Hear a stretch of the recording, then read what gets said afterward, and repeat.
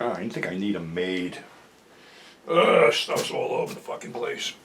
Okay, but we're back for more of our Halloween extravaganza. And, you know, going back to 1953, a movie came out that basically kicked the shit out of everything it saw. Because, oh yeah, we had dinosaur movies in the past, but, you know, it was usually basically lizards that were either mistreated or lizards and alligators that had shit glued onto them, which pissed them off and caused them to fight each other, and they're actually killing each other on screen. But hey, back in those days, people didn't give a shit. They didn't give a shit about lizards. Matter of fact, I think the only country that banned a certain film or censored a certain film was Great Britain for tormenting lizards. But we don't need lizards. What we got in 1953 was The Beast from 20,000 Fathoms. That was Ray Harryhausen's first on-screen credit and big movie. It was based on a story that Ray Bradbury had written for the New York Post. I think the original title, according to the IMDb, was Beast from 20,000 Fathoms, and he shortened it to The Foghorn or something, because it was a story about a dinosaur attacking a lighthouse because of the noise the foghorn made. So anyway, this starts off in the Arctic. We're testing, of course, an atomic bomb, because in the 50s, atomic bombs woke up everything. So the two soldiers that are up there, one of them falls into a crevice and the other one's trying to get him out, but he sees this prehistoric beast. And the beast causes an avalanche which kills his friend, but he's rescued, and he tells people that he saw this thing, but they don't fucking believe him. So anyway, this creature is working its way down to New York, because once they discover what it was, they said that the fossilized remains were found in the Hudson River. So it's obviously coming back there to do whatever. So in the interim, it actually does attack a lighthouse and take it down. And in a really cool scene, it does sink this big freighter. And then the scientists go down in a diving bell, and while they're talking about it, this thing just walks up and chomps the diving bell. So then it resurfaces in New York by the pier and pulls itself up and starts stalking through the city. And in one iconic scene, this New York City cop just walks up to it and starts shooting at it with a revolver and gets eaten right in front of us. And that scene's been flipped around in a couple other different films too, as sort of like a joke or homage or something. So pretty much this thing is taken out Manhattan. Soldiers are shooting at it. You know, they get a hit. They draw blood. But while they're trying to follow it back to the river, some of the soldiers start collapsing, because there's obviously some kind of ancient fucking germ in the blood, and it's communicable. So what they were going to do was they were going to basically blow it apart with conventional weapons, because now they can't do that because they'd scatter the diseased parts all over the city.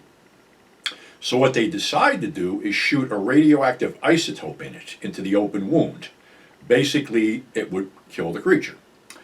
So the whole thing culminates in Coney Island, where the creature has come ashore once again and is smashing the roller coaster things. So they got to get a sharpshooter. So this young Corporal Stone shows up, and the guy in charge hands him a rifle, and he goes, "You ever use this?" And the young soldier says, "I could pick my teeth with it." And that young soldier is none other than Lee Van Cleef, who actually did get credited on the mat ad and the poster. So they go up there, and basically they shoot the isotope into the open wound. The creature goes berserk, starts smashing shit down, things catch fire. It sort of just crawls out by the side and does a few final roars where it collapses and dies. Let me tell you something. It was done in 1953. I was born in 1952, so obviously I never saw this in a theater. But they stuck it on $1 Million Movie, and I watched it 7 days straight every night. And twice on Saturday and twice on Sunday. I love this film. This film was a great film. It's probably one of the best dinosaur films ever made. Fuck Jurassic Park. Fuck all that computer-generated shit. This was Ray fucking Harryhausen at his best, and probably one of his best movies ever. And, well, you know, you can't keep a good dinosaur down, so Eugene Laurie, the director, In 19, what the heck? I wrote this shit down because I'm getting old and senile. In 1959, he did a similar film. This one's set in Great Britain. I found an old DVD at a flea market called Behemoth the Sea Monster that was put out by Sinister Cinema. Obviously, it's the British print. It was released here in 1959 as the Giant Behemoth. And the star was character actor Gene Evans as a scientist. And what happened was, again, atomic tests wake up this beast, the Behemoth. And this one is heading down the coast toward the Thames River because, again, they found fossils of this thing in the Thames River, and it's heading down there to die because it's irradiated with radiation. But the thing is, like electric eels and things like that, it can shoot out a pulse of electricity. And when it does this, it shoots out a pulse of radiation which fries everything in its path. This happens with a fisherman. He goes up there. All of a sudden, he sees the monster, and all of a sudden, you see these rays emanating through the monster. And then they find this guy later on burnt to a crisp and dying. And the only thing he can say is Behemoth. It came from the sea. So there's several other incidents of people getting fried in a helicopter trying to spot it, and the helicopter getting fried until it appears in the Thames and attacks a riverboat. And that scene, for some reason, was cut out of a couple prints.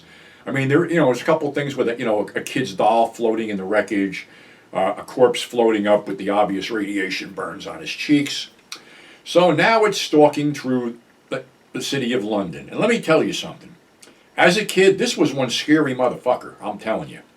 And you see a bunch of soldiers are trying to, shoot it, and it does the beep, beep, beep, beep, beep, and the pulsing comes out, and it fries them to a crisp. It fries the citizens to a crisp. And, again, the only way to shoot it, because they figure if they blow it up, you're going to be tossing radioactive parts all over London. So they shoot it with a radioactive torpedo underwater, and it kills it. But as the film ends, there's a radio broadcast which mirrors the beginning of the film when a bunch of dead fish were washing up at an isolated beach. So obviously there's another creature. So it was sort of left open for a sequel that never happened. But hey, Eugene Levy wasn't done fucking with dinosaurs yet. 1961, the King brothers, Gorgo. And we reverted to a man in a suit. It's off the Irish coast. They capture what they feel is a full-grown prehistoric monster and take it to England to put it on exhibit in London in Piccadilly Square, I believe. But what they don't realize is that's the baby Gorgo. Mama's up and Mama's pissed off and Mama destroys the whole island. From what I understand and what I read, Eugene Levy's daughter didn't want the monster to die in this one, so basically it goes to London, wrecks a whole bunch of shit, frees the baby Gorgo, and wades back to the sea. And of course they got a little kid named Sean who's sitting there goes, oh, they're going back to the sea and things like that. It was a massive hype with this film, I guess King Brothers, MGM, whatever they were doing. The thing is, when they restored it, Gorgo's eyes look like the fucking taillights of a Toyota. They're too bright. So it's sort of, I don't even know why they did this, and then somebody else put it out in 4K, which is completely unnecessary, which to me would make it completely unwatchable because you see all the flaws. But you got to go by the first two, because those were the best. Beast from 20,000 Fathoms still holds up today. Great movie. Giant Behemoth still holds up today. Great movie. Gorgo, I don't know. But that's our show for today, so thanks for subscribing. Thanks for tuning in. We'll have more monster mashing tomorrow. So until then, stay safe, and we'll catch you on the flip side.